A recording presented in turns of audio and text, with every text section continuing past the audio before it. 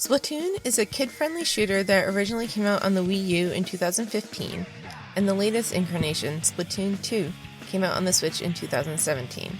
It's a fast-paced, colorful shooter with multiple game modes, has both competitive and casual scenes, and has sold over 16 million copies worldwide between the two games. In this video, we're going to focus on Splatoon 2, as that's the current and most played game at the moment. You play as an Inkling or Octoling, a humanoid squid or octopus respectively, who uses a variety of weapons to shoot ink, which looks like paint, over the map and has bullets from your weapons. In online battle modes, each weapon also has a sub-weapon and special in addition to the main weapon. You can use your sub-weapon as much as you want, as long as you have the required amount of ink for it, but your special has to be charged by painting ink around the map. As an Inkling or Octoling, you can either walk on two legs as a humanoid, or turn into squid or octopus form to swim through the ink. Doing so recharges your ink very quickly, whereas not submerging and staying in humanoid form recharges it extremely slowly. You can also use this swimming form to hide from the enemy team and climb up walls. However, you can only use your weapons while in humanoid form, so there are benefits to both. There are 23 different maps, each with their own unique features, and 5 player versus player modes, 1 cooperative mode, and 2 single player campaigns, if you get the Octo expansion. Each PvP mode and the co-op mode feature teams of 4 players. So, let's get started and talk about each of the modes. Single player. Splatoon has 2 single player story modes. Only one comes with the base game, which is called Octo Canyon, and the other is paid DLC called Octo Expansion. Octo Canyon is an excellent introduction to the game if you're new and don't want to jump directly into online battles. Through 27 levels, you learn the basic mechanics of the game and are introduced to a variety of main, sub, and special weapons. These levels are mostly straightforward, trying to reach the end point of each one while encountering enemies of the Octarian race. Each world has 6 different levels, aside from the first, which only has 3, and a boss battle that must be defeated before moving on to the next world. Octo Expansion is a harder and more specialized single-player campaign. While Octo Canyon serves as an introduction to the game and its mechanics, Octo Expansion assumes you're well familiar with it. Each level has specific challenges that range in complexity and modalities, such as limited ink usage or riding along a high-speed rail without falling off. Octo Expansion has 80 levels of varying difficulties, although you only have to complete a percentage to unlock playing Octolings in online battles. Octo Expansion is a great challenge for experienced players looking for more difficult levels than you will find in Octo Canyon. Turf War. Turf War is the first PvP, player versus player, mode that you'll be able to play. In this mode, you try to cover each map with the most ink, defending your turf while keeping the opposite team back. Each weapon has its strengths and weaknesses, whether it be quick kills, range, or the ability to paint ink quickly. It requires a team balance of kills and inking the ground to win this mode. Inking is the objective, but you also can't hold the enemy team back without killing them. Some weapons, like chargers and blasters, are quick at killing but not great at inking, while other weapons, like most shooters, excel at inking but their kill time is usually slower.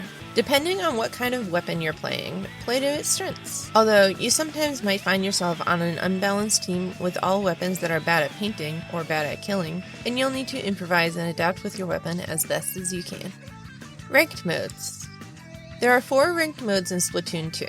Splat Zones, Tower Control, Rainmaker, and Clan Blitz. They can either be played individually, known as solo queue, or in league with friends. In solo queue, you start at the rank of C- and can work your way up to the highest rank of X rank. Any playing you do in league with your friends does not affect your rank. These modes are typically what's found in the competitive scene, although people who are casual players enjoy them too. Splat Zones. Splat Zones is similar to Turf War, and thus the easiest for a lot of people to break into as their first ranked mode. In this mode, there are 1 or 2 outlined zones on the map that your team has to keep control of. If you have control and lose it to the other team, you incur a penalty that you'll have to run down before the points start ticking down again. Overall, you have to maintain the zone for 100 points, plus any penalties, before a knockout. If neither team gets to 0 to knock it out, the team with the lowest score on the top of the screen wins. This mode is great for fast painting weapons, such as the NZAP and 52 Gal, although long-range weapons like Splatlings are also great for zoning out players on the other team. Weapons that struggle on this mode include blasters and chargers, especially short-range ones like Squicker and Bamboozler. Tower Control. In Tower Control, players ride the tower that starts in the middle of the map. The tower follows a set course, going further into the other team's territory. If your team is in control of the tower, you must defend it from the other team, as they want to take out the tower rider and gain control of it for themselves. Keeping control of the tower gets more difficult as you get deeper into the enemy's side and towards the goal. There are also multiple stop points along the tower's route called checkpoints, where you have to defend the tower while it's stationary. The checkpoints last for 5 seconds each, although it goes down faster if multiple people are on the tower. As with splat zones, the first team to reach 0, or the team with the lowest number at the end, is the winner. There's no penalty added to the score for losing control of the tower, but it does reset to the middle of the map if you lose control for too long. This mode is especially good for long-range weapons like chargers and spatlings, as well as blasters. Weapons that struggle on this mode include brushes and short-range shooters like aerospray. Rainmaker. Rainmaker is kind of like American football, or capture the flag in reverse. At the center of the map there's an object, the Rainmaker, enclosed in a bubble that players have to pop, but be careful. If the other team pops it, it sends out a spray of enemy ink that will kill you if you're too close. Once it's popped, either team can pick it up and try to run it to the goal in the other team's territory. Other teammates have to defend the Rainmaker carrier, but the Rainmaker itself is also a powerful weapon, emitting charged shots that explode in a small radius around where the shots land. Unlike tower control, which has the same move into enemy territory towards a goal objective, the Rainmaker generally has no set path to follow, as long as you keep moving forward. However, moving backwards and going into Rainmaker-free zones will speed up the countdown on the Rainmaker before it explodes, killing the carrier and anyone on their team that's near them. Rainmaker is a pretty even playing field for all weapon classes, with none having distinct advantages or disadvantages in this mode, other than weapons with high fire rates being especially good for popping the Rainmaker shield. Instead, what weapons have an advantage rely a lot more on which map you're playing on and your playstyle. Plan Blitz. Plan Blitz is the most complex mode and relies heavily on team play and coordination. Each side has a basket that the other team has to score in. To be able to score, a team must make a power clam that's made up of 10 small clams gathered around the map by one player. This power clam is visible on the map to both teams, so it's important to keep in mind that the person carrying it can easily be seen and targeted by enemies. The power clam then gets thrown into the other team's basket, which opens it and enables players to throw both single clams and power clams into the basket. Single clams are worth 3 points and power clams are worth 20. Clams can be scored as long as the basket remains open, but it closes after clams haven't been thrown in it for a bit of time. Once the basket closes, a penalty is also incurred based on how many points the team scored during that opening. Then the basket drops a power clam, in this context called a pity clam in the community. This power clam is colored for the team that was just scored upon, giving them an advantage to score on the other end of the map.